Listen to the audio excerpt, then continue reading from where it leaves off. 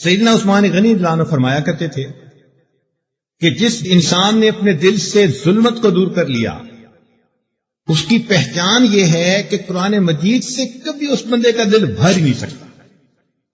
ہاں دل میلا ہو تو پھر ایک رکوع پڑھنا بھی مشکل ہوگا. یہ ایسا ہی ہے جیسے بندہ بیمار ہو تو روٹی کھانے کو دل ہی نہیں کرتا، اور صحت مند بندہ ہو تو روز روٹی کھانے کو دل کرے گا. تو اگر روحانی بیماریاں نہ ہوں، دل صاف ہو، پاکیزہ ہو، اس کی پہچان یہ ہے کہ مومن کا دل کبھی قرآن مجید کے پڑھنے سے نہیں بھرتا. اللہ رب العزت نے اس قرآن مجید میں ایک عجیب لذت رکھی ہے، اور دنیا میں کوئی ایسی کتاب نہیں ہے. ایک کتاب اچھی لگی، اس کو ایک دفعہ پڑھ لو، 2 دفعہ پڑھ لو، 3 دفعہ پڑھنے کو دل نہیں کرتا، طبیعت فیڈ اپ ہو جاتی ہے. یہ قرآن مجید کا اعجاز ہے. جتنا اس کو پڑھتے جاؤ اتنا اور پڑھنے کی طلب بڑھتی چلی جاتی ہے. چنانچہ ایک ہے قاری قرآن بننا، ایک ہے عالم قرآن بننا، حافظ قرآن بننا، عامل قرآن بننا، ناشر قرآن بننا، داعی قرآن بننا، اور ایک ہے عاشق قرآن بننا. قرآن مجید کا عاشق بن جانا، عشق کی حد تک بندے کا تعلق. قرآن مجید سے نسبت کمزور تر بھی ہو تو وہ بھی فائدہ دیتی ہے، اور اگر قوی ترین نسبت ہوگی تو کتنا فائدہ دے گی. چنانچہ ایک نوجوان پاکستان کا امریکہ چلا گیا، اور وہاں جا کر وہ وہاں کی زندگی میں گم ہو گیا. دفتر میں اس کے ایک عیسائی لڑکی تھی، اس کے ساتھ اس کے تعلقات بن گئے، اور اس نے فیصلہ کر لیا کہ میں نے اس لڑکی سے شادی کرنی ہے. اس نے جواب دیا میں اپنے ماں باپ سے مشورہ کروں گی. ماں باپ پکے عیسائی تھے، وہ مسلمان کو پسند ہی نہیں کرتے تھے، لیکن بیٹی کی بات کو وہ رد بھی نہیں کر سکتے تھے. تو انہوں نے کہا کہ اگر یہ نوجوان ہماری شرائط پوری کر دے تو پھر ہم تمہاری شادی اس کے ساتھ کر دیں گے. اور شرائط انہوں نے ایسی عجیب رکھی کہ ان کو یقین تھا یہ پورا نہیں کر سکے گا. پہلی شرط یہ رکھی کہ اگر شادی ہو گئی تو یہ نوجوان اپنی جگہ کو چھوڑے گا اور ہمارے گھر کے قریب آ کر اپنا گھر لے کے ہمارے ساتھ رہے گا. نوجوان نے اس بات کو قبول کر لیا. دوسری شرط یہ تھی کہ جتنا اس کا حلقہ احباب ہے، دوست ہیں، ان تمام کو یکسر چھوڑ دے گا، نہ فون کا رابطہ نہ ملنے ملانے کا. ہمارے کمیونٹی کے جو لوگ ہیں ان کو یہ اپنا دوست بنائے گا، ان کے ساتھ اپنا راستہ واسطہ رکھے گا. اس نے یہ بات بھی قبول کر لی. تیسرا اس نے شرط یہ لگائی کہ یہ اپنے ماں باپ سے بھی ہمیشہ کے لیے اپنا رابطہ توڑ لے گا. اس نوجوان نے یہ شرط بھی مان لی. اور چوتھی شرط یہ رکھی کہ یہ کبھی بھی اپنے ملک میں واپس نہیں جائے گا، یہاں زندگی گزارے گا. اس نے یہ شرط بھی مان لی. پانچویں شرط عجیب ترین کہ ہم سنڈے کے دن جاتے ہیں اپنے گرجا میں، تو یہ ہمارے ساتھ سنڈے کے دن گرجا میں بھی جایا کرے. اس نے یہ شرط بھی مان لی. اس لڑکی کی محبت میں ایسا اندھا ہوا کہ اس نے سب کچھ چھوڑ دیا. چنانچہ جہاں رہتا تھا پتہ چلا ایک دن کہ یہ وہاں سے غائب. نہ دفتر والوں کو پتا، نہ دوستوں کو پتا. 1 مہینہ 2 مہینہ، آخر اس کو بڑا تلاش کیا گیا مگر پتہ ہی نہیں.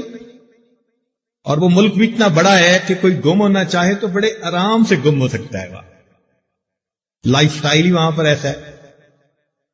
لوگ 1 سال تک تو اس کو یاد کرتے رہے، بالآخر ان کی میموریز سے بھی اس کی باتیں نکلنے لگے. کوئی 3 سال کے قریب عرصہ اسی طرح گزر گیا. ایک دن امام صاحب فجر کی نماز کے لیے مسجد میں آئے، انہوں نے دیکھا کہ یہ نوجوان آیا اور وضو کرنے لگا۔ وہ بڑے ہیں نا، یہ زمین میں سے برآمد ہو گیا یا کہیں اوپر سے ٹپک پڑا، کدھر سے یہ آدمی آ گیا؟ خیر وہ بڑے سمجھدار تھے، انہوں نے نماز پڑھائی اور اس کو اپنے ساتھ اندر کمرے میں لے گئے اور کہا کہ بھائی آپ کے ساتھ تو بڑا تعلق تھا ہمارا، اتنا عرصہ ہم ایک دوسرے سے دور رہے، آؤ ایک کپ چائے کا پی لو۔ پھر انہوں نے پوچھا کہ تمہارے ساتھ کیا بنی؟ اس نے پوری تفصیل بتائی۔ کہنے لگا کہ اس لڑکی کی محبت میں نے اپنا سب کچھ چھوڑ دیا، شادی ہو گئی، اس کے ساتھ میں زندگی گزارنے لگا۔ میرے پاس ظاہرہ اپنے مسلمان ہونے کا کوئی نام و نشان نہیں تھا، سوائے ایک کے کہ میری جو کتابیں تھیں نا لاؤنج کے کاؤنٹر میں ایک جگہ پڑی ہوئی، ان میں ایک قرآن مجید تھا، اور روز جب میں صبح تیار ہو کے دفتر جانے لگتا، کتابوں پہ میری نظر پڑتی تو قرآن مجید کو دیکھ کے مجھے اللہ کا یاد آتی، اللہ کا دھیان آتا، اور میں اپنے دل میں کہتا کہ بندے تو اپنی خواہشات کے پیچھے لگ گیا، تو ہے گناہگار، لیکن دیکھ سچے اللہ کا یہ سچا کلام تیرے گھر میں موجود ہے۔ بس اتنا سا ایک تصور میری زندگی میں تھا۔ روز آتے جاتے میری نظر پڑتی اور یہ خیال میرے ذہن میں سے گزرتا۔ اتنے کمزور تعلق نے بھی اس بچے کا ایمان بچا لیا۔ کیا ہوا؟ ایک دن کہتے ہیں میں آیا اور میں نے نظر ڈالی تو وہ کتاب سبز رنگ کی وہاں موجود نہیں تھی۔ میں نے بیوی سے کہا کہ ایک کتاب یہاں تھی، وہ کہاں ہے؟ اس نے کہا جناب میں نے آج گھر کی صفائی کی، جس کتاب کو نہ میں پڑھتی ہوں نہ آپ پڑھتے ہیں، میں نے ساری کتابیں اٹھا کے ٹریش کین میں ڈال دی، کوڑے کرکٹ کے ڈھیر میں پھینک دی۔ کہتے جیسے میں نے سنا میں اسی وقت اٹھا اور میں اس طرف گیا جہاں اس نے کتابیں پھینکی تھیں، اور باہر جا کے میں نے ان کتابوں میں سے قرآن مجید کو ڈھونڈا، میں نے اسے چوما، آنکھوں سے لگایا، سینے سے لگایا۔ وہ کھڑکی میں سے مجھے دیکھ رہی تھی کہ یہ کر کیا رہا ہے۔ جب واپس گھر آیا تو مجھے کہتی ہے کہ یہ کیا پاگلوں والی حرکتیں کر رہے ہو؟ میں نے کہا کہ یہ میرے اللہ کا قرآن ہے اور یہ میرے گھر میں ہمیشہ رہے گا۔ اس نے کہا اچھا، ابھی تمہارے اندر وہ جراثیم موجود ہیں؟ اس لڑکی نے اپنا بریف کیس اٹھایا اور اپنے والدین کو حالات بتانے چلی گئی، اور میں نے بھی جوتا پہنا اور میں مسجد میں اپنے رب کو منانے کے لیے آیا۔ قرآن مجید کے ساتھ اتنا کمزور سا اس کا تعلق تھا محبت کا، یہ تعلق بھی اس بندے کے لیے ایمان کے بچنے کا سبب بن گیا۔ تو اگر قوی تعلق ہوگا قرآن مجید کے ساتھ تو پھر انسان کو کیا برکتیں نصیب ہوں۔ تو نبی علیہ السلام نے ارشاد فرمایا تبرک بالقرآن فإنہ کلام اللہ، تم قرآن سے برکت حاصل کر، اس لیے کہ یہ اللہ کا کلام ہے۔ اس کے ساتھ اس کا تعلق تو صحابہ کو تھا، اس لیے وہ اللہ کے اس کلام کو سنتے تھے، ان کی آنکھوں سے آنسوں کی لڑی ٹوٹ پڑتی تھی۔ یہاں پر ایک بات نقطے کی عرض کر دوں، جہاں بھی آپ دیکھیں گے کہ کسی کو عزت ملی، ذرا غور کرنا، کہیں نہ کہیں پیچھے آپ کو اس کا قرآن مجید کے ساتھ ایک گہرا تعلق نظر آئے گا، یا اس کے پیچھے کہیں ایسے بندے کی دعائیں ہوں گی جو عاشق قرآن ہوگا۔ اس کو آپ اچھی طرح دیکھ لیں۔ اچھا دیکھیں، صحابہ میں صدیق اکبر نمبر لے گئے، اور فہم قرآن میں اور عشق قرآن میں واقعی صحابہ میں صدیق اکبر کو ایک عجیب امتیاز حاصل تھا۔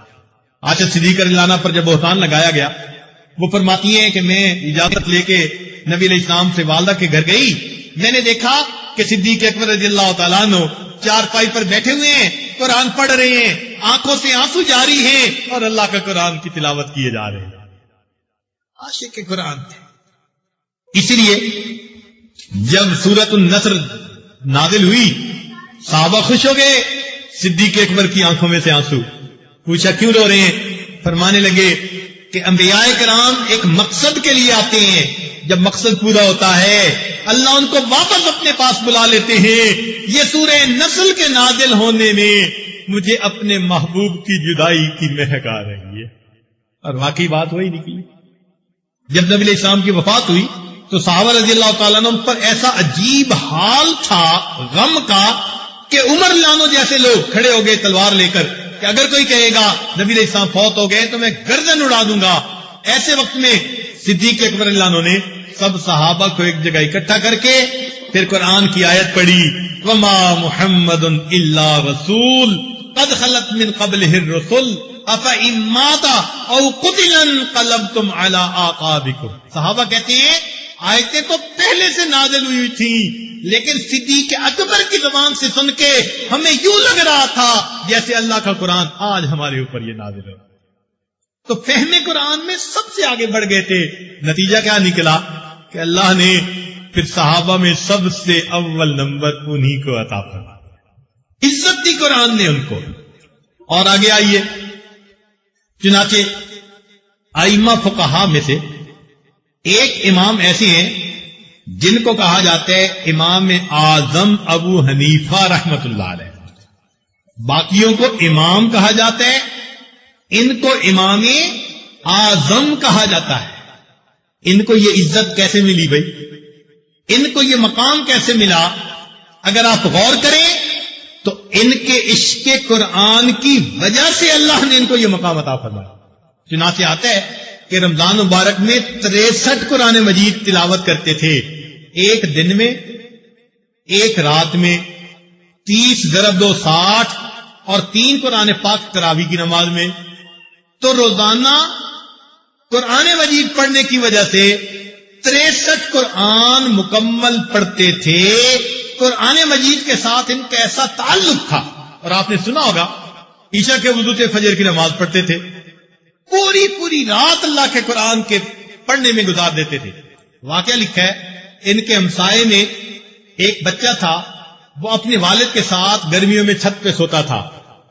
ایک دن اپنے والد سے کہنے لگا، ابو جی وہ جو ساتھ والی چھت کے اوپر ایک مینارہ تھا وہ اب مینارہ نظر نہیں آتا۔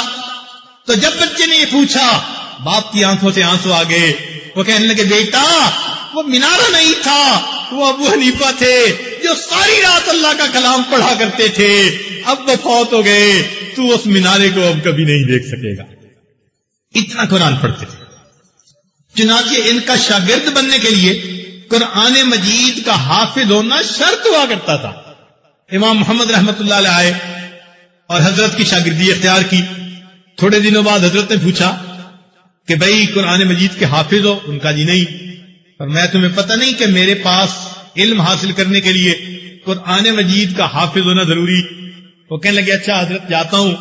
امام محمد رحمت اللہ علیہ نوجوان تھے، اٹھتی جوانی تھی، چلے گئے۔ ایک ہفتے کے بعد واپس آئے۔ حضرت نے سوچا کہ ملنے کے لیے آئے ہوں گے، پوچھا محمد کیسے آنا ہوا؟